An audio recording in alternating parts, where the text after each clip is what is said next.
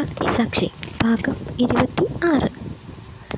ചായ ഗ്ലാസ് വീണതും കാശി ഞെട്ടലോടെ അവളെ നോക്കി. എന്ത് പറ്റി പറു? അവൻ ചോദിച്ചു. അത് ഒന്നുമില്ല, അവൾ പരിഭ്രമത്തോടെ പറഞ്ഞു. അപ്പോൾ ആ സ്ത്രീ ചിരിച്ചുകൊണ്ട് വരാന്തയിലേക്ക് കയറി വന്നു. ഹലോ, കാശിനാഥനല്ലേ?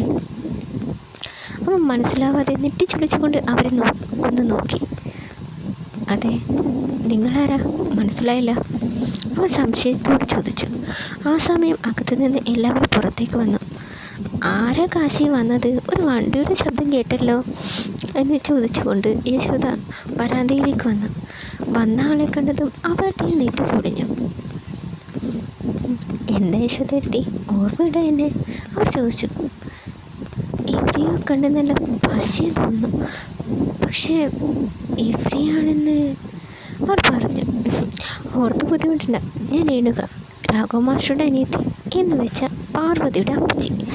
എല്ലാവരും അത് കേട്ടതും അമ്പരപ്പോടെ അവളെ നോക്കി. അവൾ പരിഭ്രമത്തോടെ നിലത്ത് ദൃഷ്ടി ഊന്നി നിന്നു.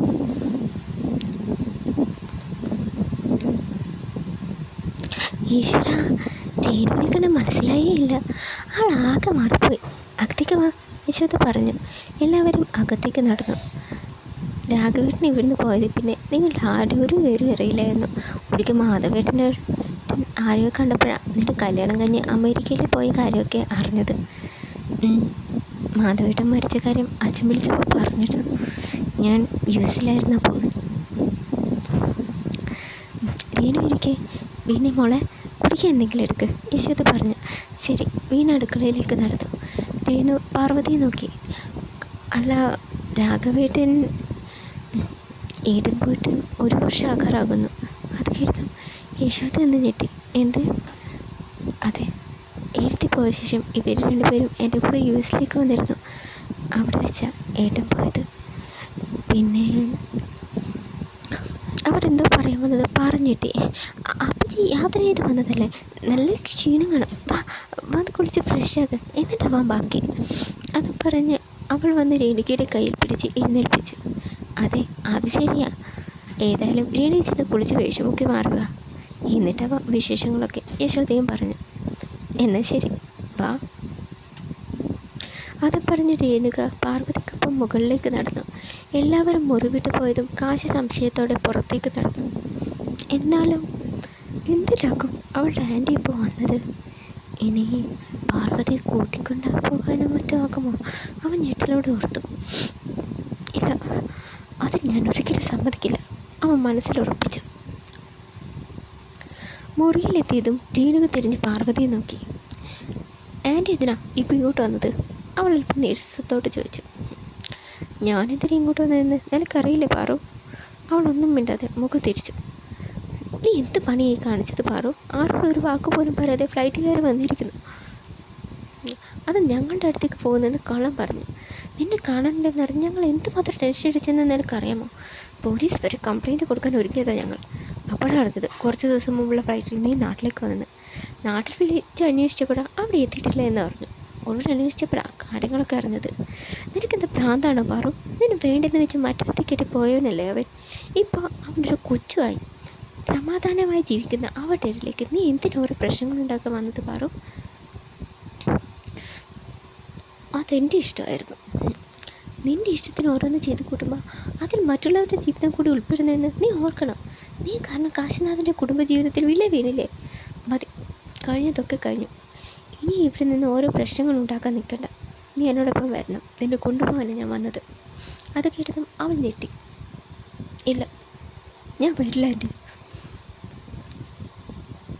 അത് കേട്ടതും രേണുവിന് ദേഷ്യം വന്നു. പാറു, എന്നെ വെറുതെ ദേഷ്യം പിടിപ്പിക്കരുത്. നിന്നെ എത്രയും പെട്ടെന്ന് കൂട്ടിക്കൊണ്ട് വരണമെന്ന് പറഞ്ഞാൽ അനന്തു എന്നെ ഇങ്ങോട്ട് വിട്ടത്.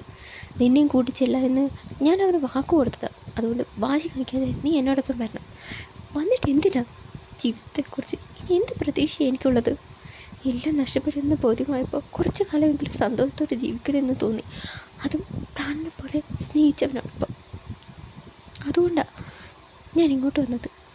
ആൻറ്റി കരുതുന്നത് പോലെയല്ല ഇവിടെ എല്ലാവർക്കും എന്നെ ഇഷ്ടം. ഞാൻ പോകുന്നതെന്ന് അറിഞ്ഞാൽ അവർക്കൊന്നും സഹിക്കാൻ കഴിയില്ല. അതുകൊണ്ട് ഞാൻ വരില്ല. പാറു, നീ നീ ഇങ്ങനെ ഒന്നും ചിന്തിക്കരുത്. സത്യങ്ങൾ നീ അംഗീകരിക്കാൻ പഠിച്ചേ പറ്റൂ. അനന്ത് പറയുന്നതൊക്കെ അനുസരിച്ച് ജീവിക്കുന്നേ. എന്നിട്ട് എന്ത് പ്രയോജനം? പ്രതീക്ഷയൊന്നും വേണ്ടെന്ന് അവൻ തന്നെ പറഞ്ഞതല്ലേ. എനിക്കൊന്നും വേണ്ട, ഞാൻ ഇവിടെ കഴിഞ്ഞോളാം. ഇവിടെ ഞാൻ ഹാപ്പിയാണ്. ആരും എന്നെ തിരിഞ്ഞ് വന്ന് ഉപദ്രവിക്കാതിരുന്നാൽ മതി. പാറു, ഇത് ഞാൻ ഒരിക്കലും അംഗീകരിക്കില്ല.